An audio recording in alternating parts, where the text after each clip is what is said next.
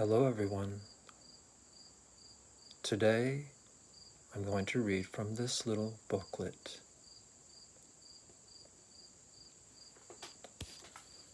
It was published in 1944 by the Free Economy Publishing Company, San Antonio, Texas, USA, by Hugo R. Fack. When money power, suppressing successful money reform, prepared the way for Hitler. The Boom of Swankirk. This national and mainly international dictatorship of money, which plays off one country against another, and which through the ownership of a large portion of the press converts the advertisements of its own private opinion into the semblance of the general public opinion, cannot be permitted for much longer to render democratic government a mere nickname. This is a quote from V.C. Vickers, former governor of the Bank of England, in his little booklet, Economic Tribulation. We must break the money trust, or the money trust will break us. A quote from Louis D. Brandeis, U.S. Supreme Court. Silvio Gesell died March 11, 1930. This article takes place during the fall of 1930, after the harvest, in which Silvio inspired. In 1930, the press reported an amazing occurrence. It happened in Germany, a country at that time in economic depression, very deep economic depression. 7 million workers were unemployed out of a population of 65 millions, about 30% of the entire working population, and a large part of those employed were working short hours only. Yet, in this unpromising economic area, something extraordinary had happened. Something so completely in contrast to prevailing conditions that some called it a miracle. The experts in economics, however, preferred to clothe the extraordinary phenomenon in a conspiracy of silence. History's lesson again unheeded. If the people had only learned the simple lesson which history had repeated once more during the previous decade, they would have recognized the cause of the miracle and drawn the correct conclusions from it. Particularly democratic nations, nations whose people have the franchise, could have reproduced locally the economic miracle and then have had it applied nationally, and with infinite advantage to themselves, instead of trotting for 10 more long years the road of abysmal depression with millions of unemployed and undescribable misery, as we likewise experienced in the richest country on earth. Unbalanced war budgets lead to inflation. When the war broke out in 1914, Germany, like other nations, refrained from financing the war completely by means of loans and taxes. No government anywhere has ever been courageous enough to tax the people for the full cost of war. Always is there an unbalanced margin left between loans from the people, plus taxes on the one side, and war expenses on the other side, compelling the governments to provide the needed additional money by means of the printing press. However, such a procedure dilutes the value of the money and therefore represents but an indirect taxing of the people. In this way, the volume of money in circulation is expanded. People hold more money than before, while goods on the markets of the country are, during wartime, not adequately increased in volume. And this changed relationship between the volume of money in circulation and the volume of goods on the markets produces a shift in the price level. Prices rise. For this reason, during the war, the price level rose in all countries. Money depreciation makes for money circulation. After the war, Germany continued its inflation policy with the result that prices continued to rise rapidly. But rising prices mean a depreciation of money in the same measure as prices are rising. And this depreciation of their money causes the money holders not to withhold it, but to use it promptly for buying, investing. In this way, uninterrupted circulation of money is produced by its depreciation, which stimulates business and trade. Here then is history's greatest lesson. All economic booms are periods of rapid money circulation. This rapid circulation is brought about by a rising price level, which, in turn, is caused by increase of the volume of money in circulation, without an adequate increase of the volume of products. Economic victory by means of money circulation in spite of military defeat. In this way, Germany, the humiliated, vanquished nation, could, with her depreciating money, quickly absorb all her unemployed, realize capacity production, and conquer foreign markets, the protective custom walls of which proved ineffective against German goods billed at the falling foreign exchange rate of her depreciating money. The victor nations, on the other hand, resorted to the opposite currency policy, to deflation, with the result that their domestic price levels were falling, increasing the purchasing power of their monetary units, which slowed down circulation and resulted in general depression, with all its dire consequences. Victory and defeat have no influence on economic conditions if the money system is handled accordingly. Money control, the decisive control.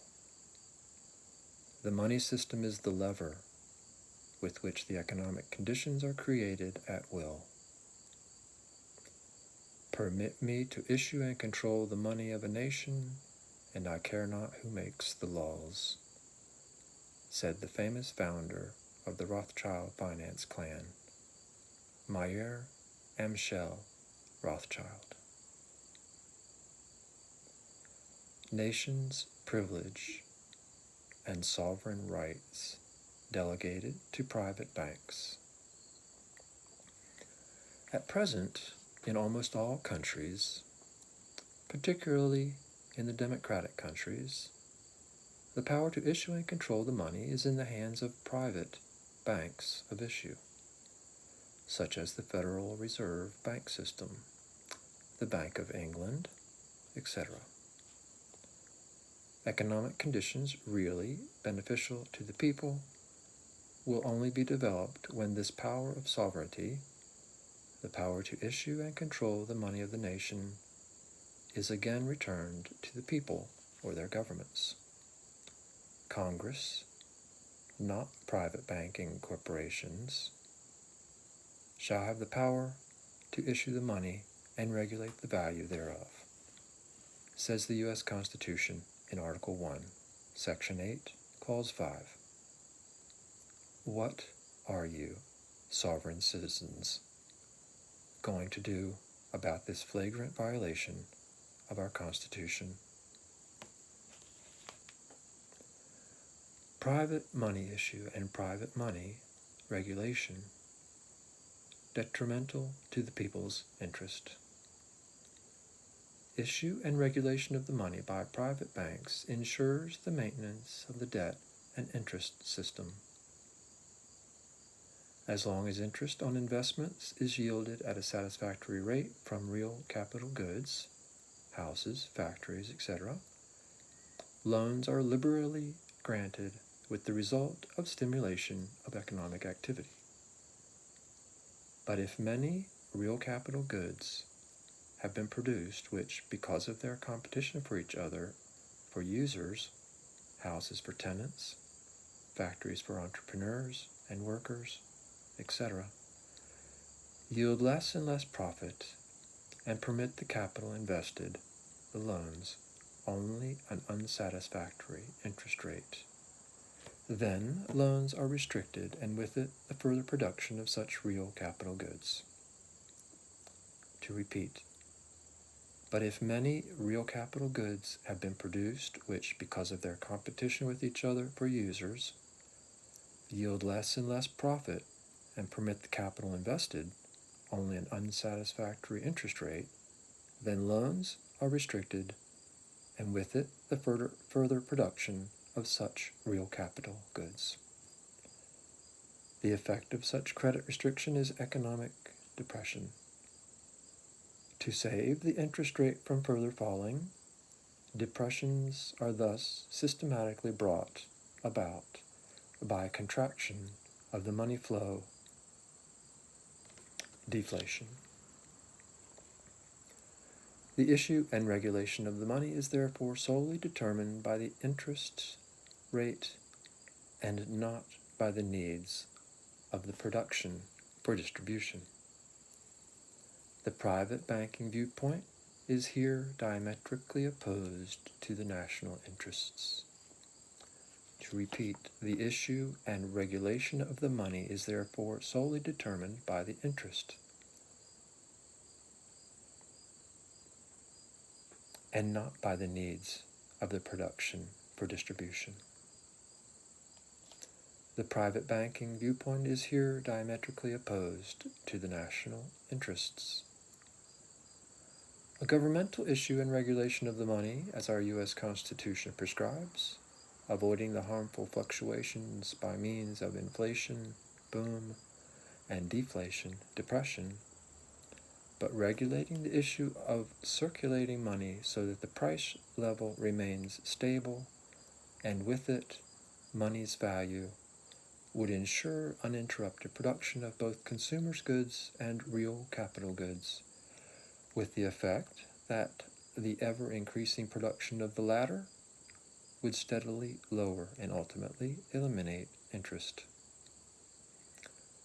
A governmental issue and regulation of the money, as our U.S. Constitution prescribes, avoiding the harmful fluctuations by means of inflation and deflation, but regulating the issue of circulating money so that the price level remains stable and with it money's value, would ensure uninterrupted production of both consumers' goods and real capital goods, with the effect that the ever-increasing production of the latter would steadily lower and ultimately eliminate interest.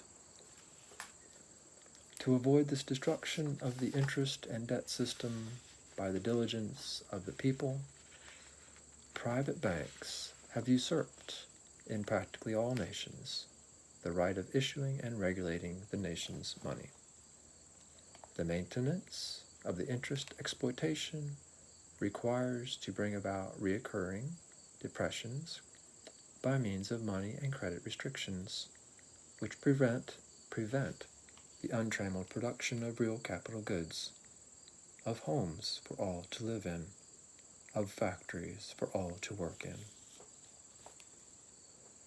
Ruinous consequences of inflation. While inflation has the result of stimulating business and trade because of the rapid circulation of money by rising prices, it also has terrible disadvantages because of the depreciation of money. The money depreciation devalues all financial obligations. Debtors benefit in the same measure as the money depreciates, while creditors suffer loss in the same measure. In this way, all savers, pensioners, insured, etc., who are living on a fixed monetary income become the pitiful victims of the inflation with its depressing purchasing power of money, including all employees whose wages and salaries are lagging behind the ever-rising costs of living. This leads to strikes for higher wages, which, in such periods of intense demand for labor in all forms, are mostly successful. To repeat, the money depreciation devalues all financial obligations. Debtors benefit in the same measure as the money depreciates, while creditors suffer loss in the same measure. In this way, all savers, pensioners, insured, etc., who are living on a fixed monetary income become the pitiful victims of the inflation with its depressing purchasing power of money, including all employees whose wages and salaries are lagging behind the ever-rising costs of living. This leads to strikes for higher wages, which, in such periods of intense demand for labor in all forms, are mostly successful. The big inflation. History reports of no example comparable to the gigantic German inflation after the World War I.